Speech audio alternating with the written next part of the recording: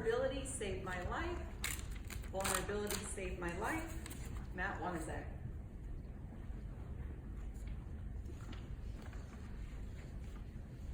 I was in the interview for my life, and I just got the feedback from the first 3 hiring managers.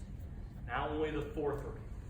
The 4th was the most important, my potential boss.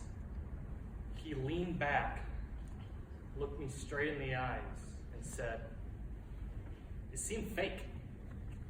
Immediately, and without a word, the other managers got up and left, my future behind it. Fellow Toastmasters and guests, let me back up for a second. Being vulnerable is terrifying. Tonight's speakers have felt this as they present. You felt this on a first date or at a job interview. I want to talk tonight about how being vulnerable is the best way to connect. Let me tell you how. My story starts moving here to Utah from Wisconsin. Bailey, my girlfriend and paleontologist, dreamed about the bones she could excavate here. And I was starting to dig Utah myself. Things are falling into place. Get a job, check. Get an apartment, check. Get that apartment by a park so Bailey can see plenty of dogs. Also, check. Things are starting to click, but then they blew up in my face. That job I got quickly turned into me being laid off. Bailey couldn't find steady work, and because of that, our apartment was turned into a game of how fast can you go broke? Guys, we were so broke. One day, Bailey went outside, picked leaves off of a tree, put ranch on it, and called it a salad. I asked her why. She told me I'm not eating ramen anymore. You guys ever felt like you hit rock bottom? Just to feel like the floor drops even lower? After losing my job, losing the apartment, we found out that 2 girls Bailey grew up with, girls she called sisters, died in a boating crash.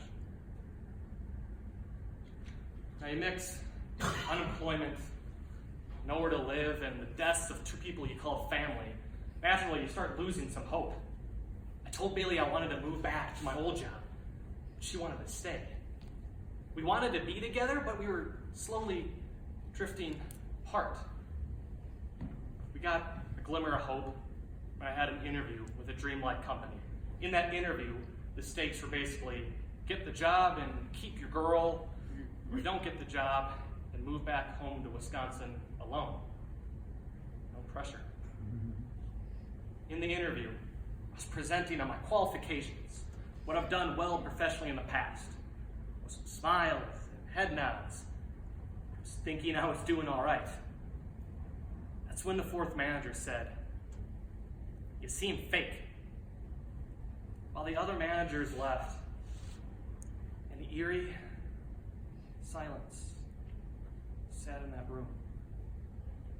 As only he and my future remained. Matt, we get candidates all the time saying the same things you said. I want to know, why does Matt want this job? There it was. Last chance, last opportunity to make this happen. How? I had to be vulnerable. I told him how currently we were leaf-eating broke. How we were living in a tent up on a mountain. And how my future was riding on this interview. It felt weird to be that open in the biggest moment of my professional life. But then he responded. He shared with me a time he has been laid off. When he had his first child and they just bought a home nonetheless. The conversation started to become more natural, started to flow, and I left the interview not knowing what to think. On one hand, it was great that we could relate. On the other hand, I just told my potential boss that I ate leaves.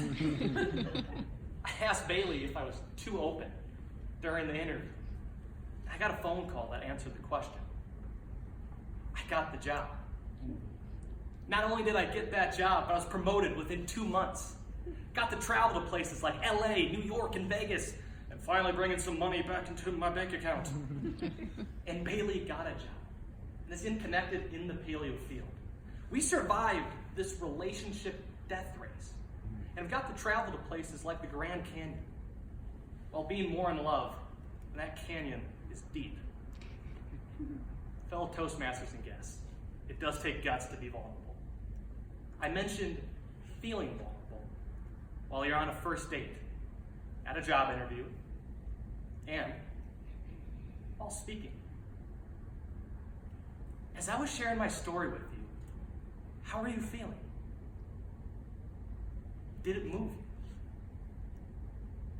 Did it draw you in? What you felt, what I felt, was connection. A connection that can only be made through vulnerability. Guys, if I would have came up here and gave a talk only using statistics,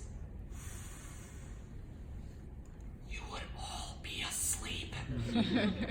But more importantly, we would be distant.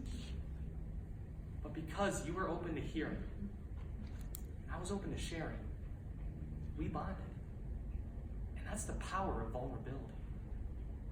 In any pursuit, being vulnerable is the best way to connect. Vulnerability saved the life I loved. Let your guard down, and one day it will save yours.